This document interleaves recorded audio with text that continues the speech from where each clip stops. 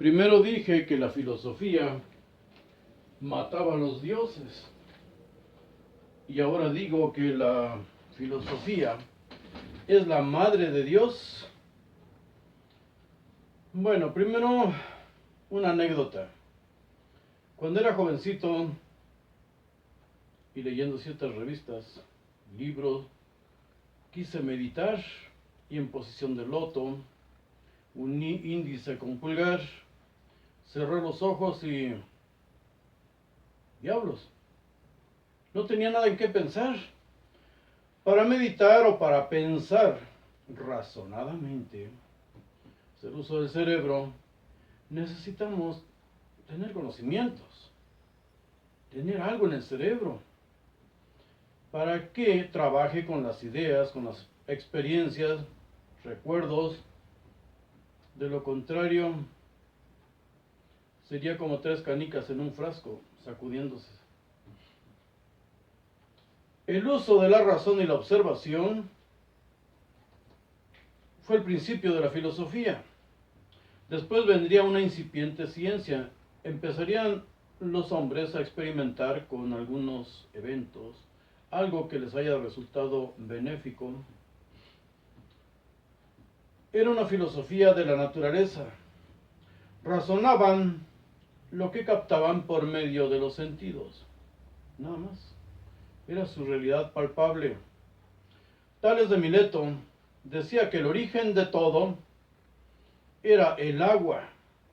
Según él, todo contenía agua y el agua era el origen de todo. Porque estaba filosofando acerca de el origen de todo lo que para él tenía vida. La tierra tiene agua, personas, animales y plantas para vivir requieren del agua y están compuestas en mayor parte por agua. La tierra quizás no. Anaximandro, entre otros muchos, voy saltándome filósofos porque el tiempo es breve. Ustedes vayan, si les interesa, ahondando en todos estos temas. Anaximandro mencionó el apeirón, así le llamó él, no definió qué era.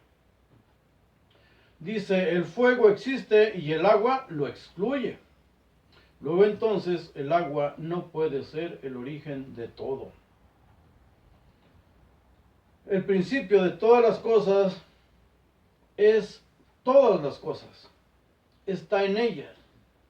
No tiene límites. Todas las cosas parten de él, de ese principio, y retornan a él. El apeirón, así lo llamó Anaximandro.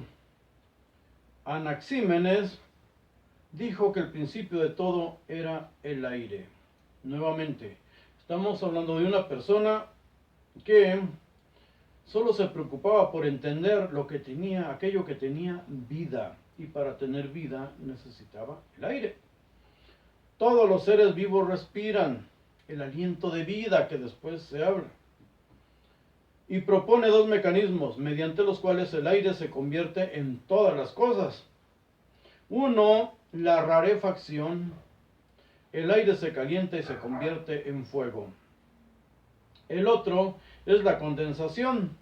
El aire se enfría y se convierte en viento, nube, lluvia, nieve, hielo. Y se convierte en tierra, según él. Pero su pensamiento ya es más evolucionado. Pitágoras de Samos, todos hemos oído hablar de Pitágoras. Para él la realidad está compuesta por números. El arjé es el número. Y incluso el número 10 era sagrado para la escuela pitagórica que él formó. Y le puso por nombre al número 10 Tetractus. Estos filósofos aprendían de otras culturas. El teorema de Pitágoras sabemos que no lo inventó él, no lo creó él, no lo ideó él. Lo aprendió de otras culturas, como vimos en el video pasado. Es de origen babilonio. Aparece en la tablilla sumeria Plimpton 322, Plimpton 322, que también ya he mencionado antes. Lo mismo que los principios trigonométricos atribuidos a Hiparco, 1000 o más de 1000 años antes que los pitagóricos y 1000 a 1500 años antes de Cristo. Ya se conocía todo esto, que hoy la mayoría no cursamos educación media superior y no sabemos qué es trigonometría y no podemos ni siquiera desarrollar la regla pitagórica.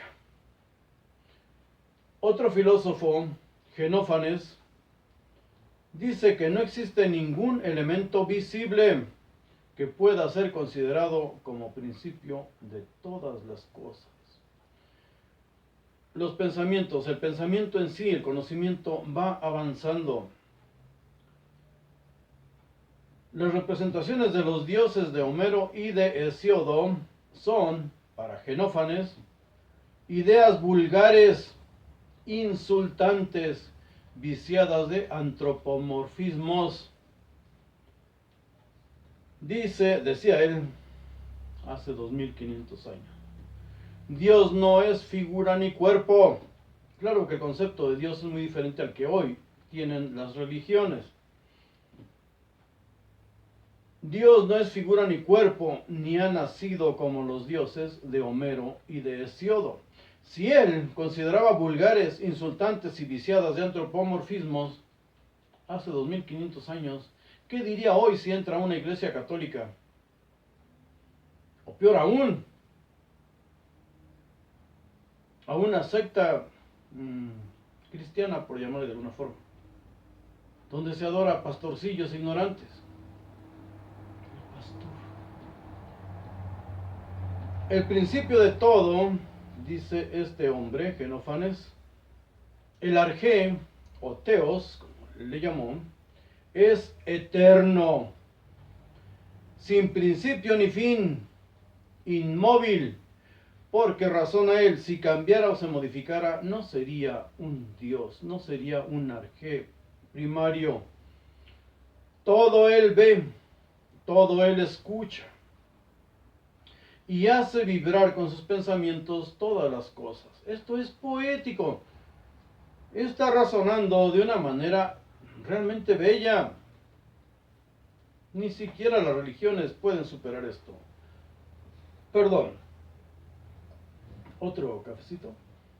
Genófanes representa el primer postulado del monoteísmo. Analicemos y verá. Heráclito dice que el arjé es el fuego. Uno dice que el agua, ahora él dice que es el fuego.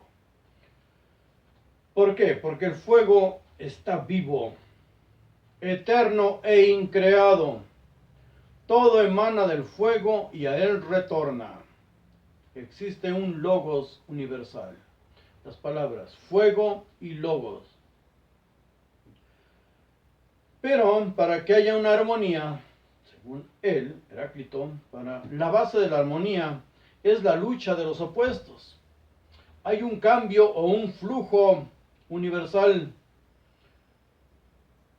Eso es lo que exponen hoy los científicos. Eso es lo que exponen hoy. Partícula y onda. Todo fluye. Pantarrey le llamó él. Pantarrey. El universo se destruiría y se volvería a formar. Fuego y logos. El Dios Padre. El arjé, el Dios Padre. Y el Verbo encarnado, el logos. Esto es ya una teleología. Un fin, un propósito. Y el logos, el discurso. Porque aquí ya entramos con otro tipo de filosofía teleológica. ¿Cuál es el propósito o fin de la existencia? ¿Por qué existe un objeto? Indudablemente está. ¿Por qué existe? Debe haber un porqué. La metafísica, los usos o propósito final. Vamos con Parménides. Parménides de Elea. Dice que el arjé depende del cambio, pasar del no ser al ser. Del no ser al ser. Pero del no ser no puede surgir nada. de la nada, nada surge. Entonces lo único que existe es el ser. Eso dice Parménides. Lo único que existe es el ser, pero en diferentes manifestaciones. Partícula y onda son lo mismo. Partícula y fotón. Eso lo sabemos hoy, pero que estos hombres lo estuvieran razonando sin tener los conocimientos que nosotros tenemos a nuestra disposición, es admirable y respetable. Ahora, la doctrina adoptada por los sacerdotes judíos procedentes de Babilonia, que estableció Ciro en Judea y escribieron el Génesis bíblico, Esdras y Nehemías. Ellos aprendieron de los babilonios. Esdras y Nehemías reescribieron el Génesis y toman ideas de todos estos seres, de todos estos hombres. Para los persas, los babilonios, la lucha de los contrarios estaba en la lucha del dios de la luz, Ahura Mazda, contra el dios de la oscuridad, su hermano, Arimán. El dios de la oscuridad, luz contra sombras. De Babilonia los judíos trajeron las leyendas o mitos o recuerdos de un diluvio. También los recuerdos, el mito de la creación. Todo lo encontramos ahí, incluso las leyes escritas en piedra en el Código Hammurabi. Ellos estudiaban, ellos leían, ellos escuchaban y analizaban. Nosotros, ¿cuándo? El yo soy que aparece en el Éxodo, está descrito en los postulados de Parménides acerca del ser, el siglo VI antes de Cristo, porque decía este hombre, Parménides, que el ser era puro, único, increado, eterno, perfecto y esférico.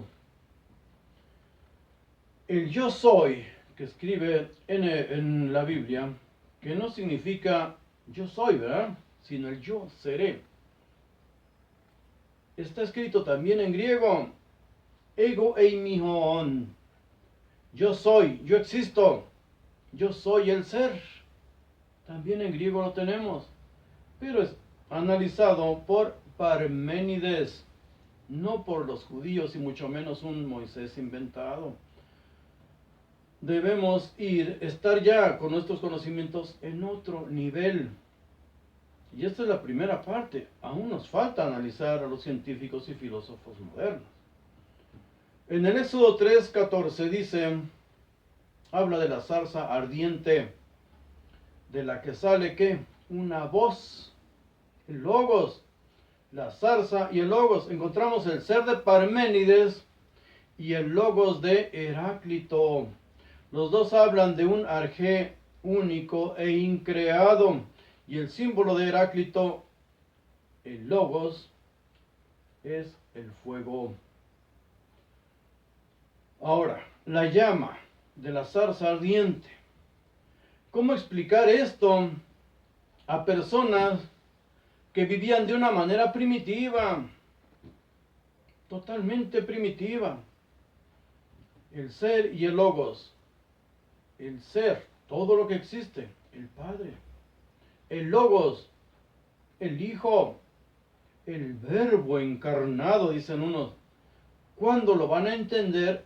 En su real dimensión, no en la fantasía, no en el romanticismo, no en un lenguaje puramente infantil. Hoy hay sectas, los pentecostales, no entienden que esto, ya del Pentecostés se dio un don, fue otorgado el don de lenguas. Pues cómo les hablaban de manera profunda, no lo entenderían jamás, no lo hubieran entendido. Hoy mucha gente no lo entiende. El don que supuestamente se les dio a estos hombres de hablar en diferentes lenguas o idiomas, no en trabalenguas. Se trataba de predicar en idiomas diferentes, que todo mundo te entendiera.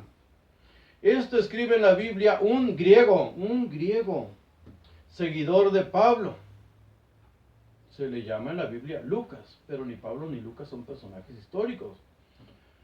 Pues Lucas, en Hechos de los Apóstoles, escribe y dice ahí claramente, por encargo de un excelentísimo Teófilo. Así escribe lo que llama, o lo que le llamamos el Evangelio de Lucas, y escribe el libro que llamamos Hechos de los Apóstoles.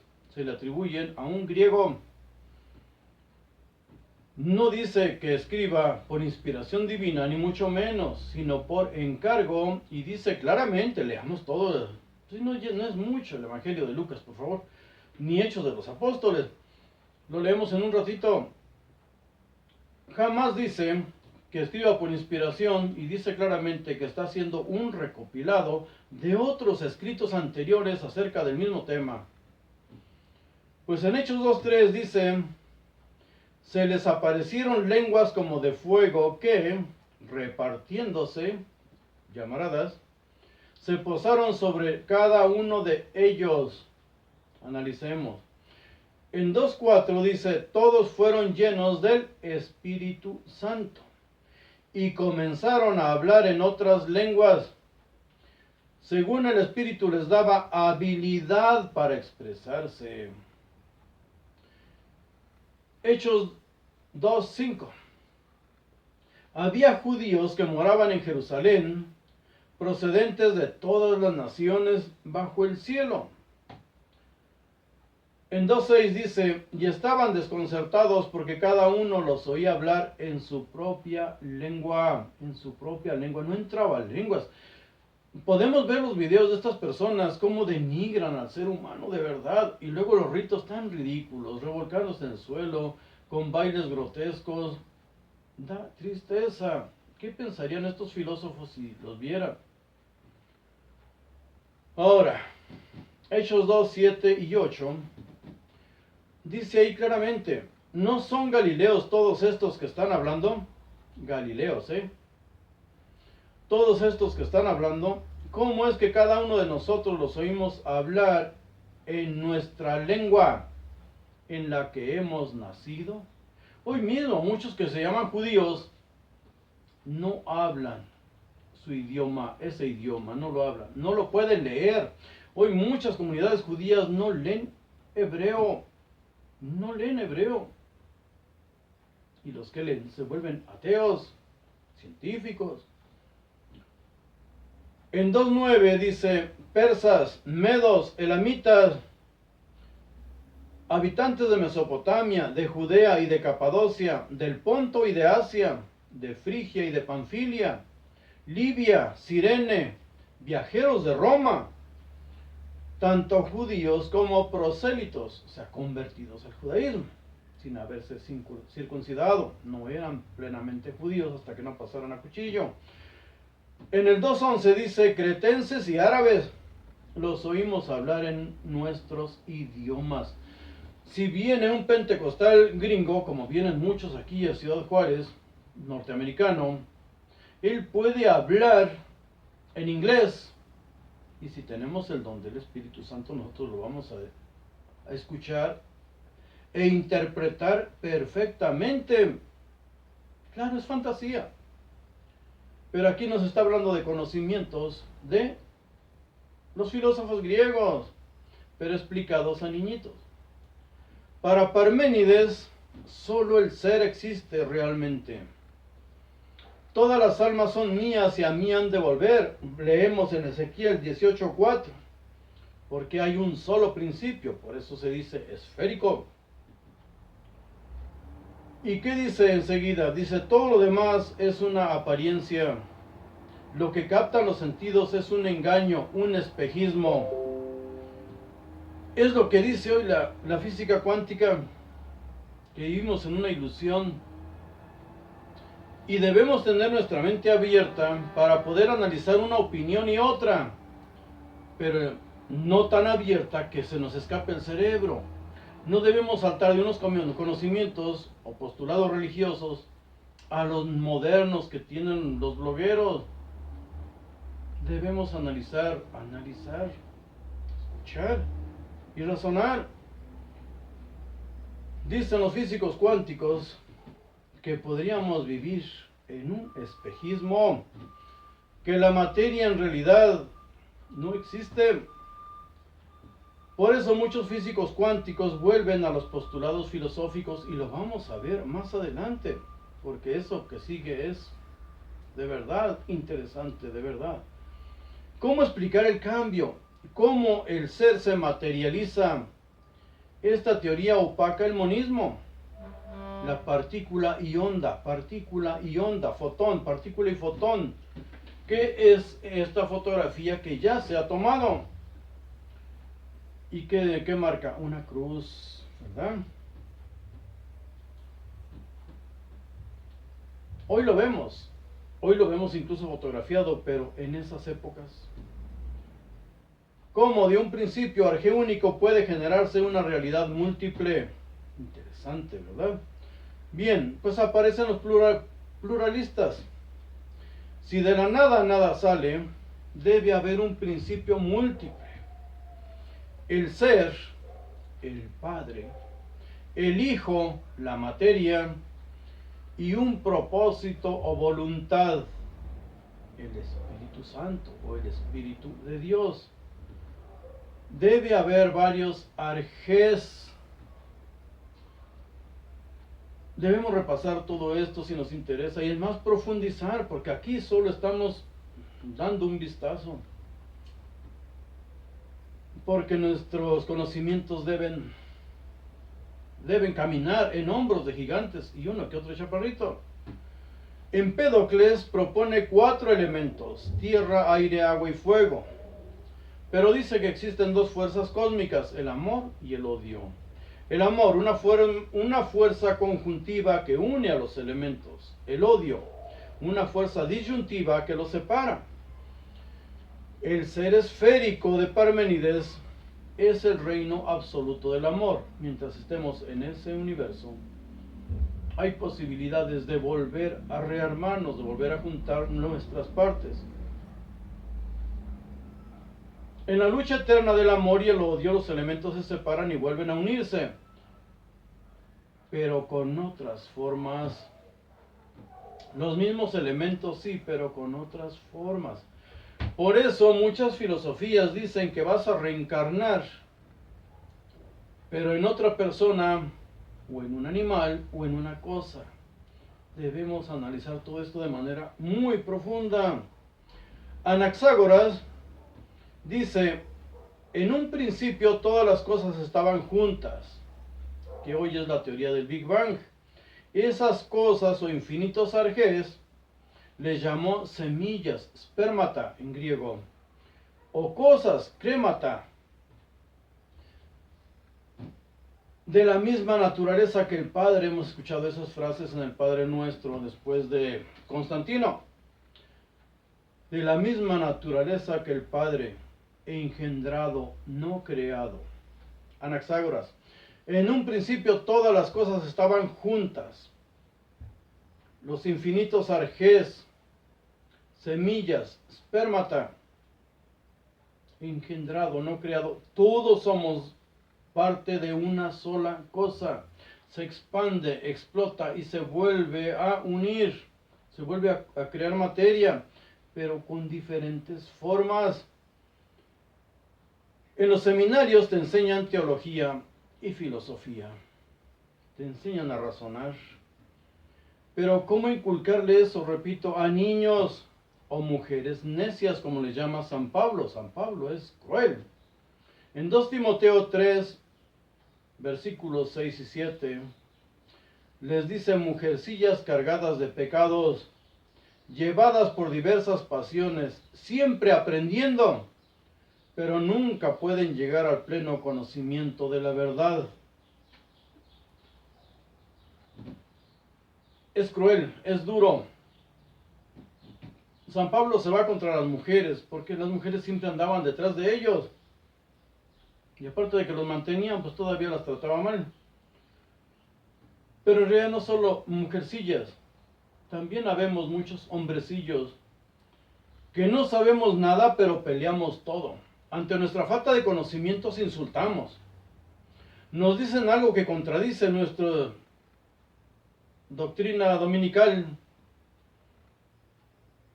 y no tenemos argumentos para defender esas bobadas, esas niñerías, y reaccionamos con risitas, con memes, con caritas, como niños tontos, necios, y necio es estúpido, es cruel, pero es la realidad.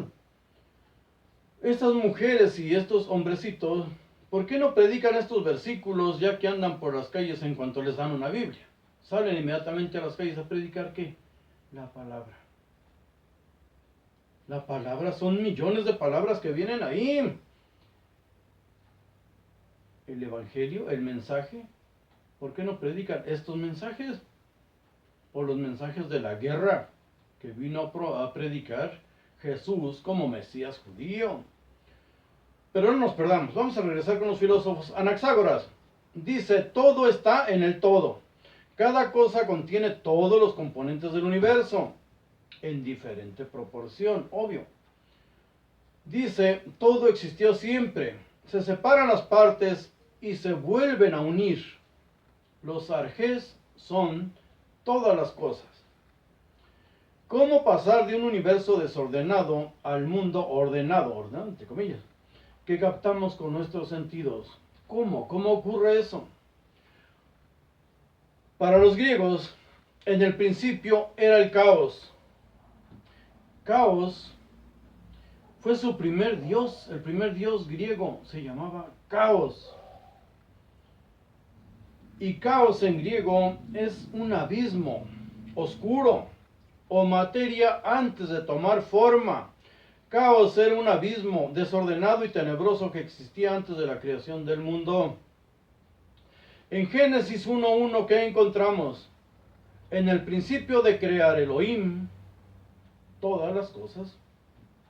Elohim, ¿por qué habla en plural? Nadie sabe exactamente qué, nadie, ni Mauro Biglino, ni ningún otro traductor sabe qué quiere decir Elohim, pero sabemos perfectamente que es plural. Si fuera Dios, entonces hablaría de dioses. Arjés, plural. Solo estamos repitiendo conocimientos, ellos estudiaron, nosotros debemos ya aprender a estudiar o empezar. En Génesis 1:2 dice, y la tierra, o sea la materia, estaba desordenada y vacía, y las tinieblas estaban sobre la faz del abismo. Repasemos estas palabras con los conocimientos de griego. Y la tierra, o sea la materia, estaba desordenada y vacía, el caos. Y las tinieblas, un abismo oscuro y tenebroso, de los griegos, las tinieblas estaban sobre la faz del abismo. Pero nos falta analizar lo más profundo, lo más serio de todos estos pensamientos y llegar hasta Schrödinger, la partícula de Dios. Esto es interesante, espero que no les aburra, porque vamos a seguir grabando de este tema hasta llegar a los científicos.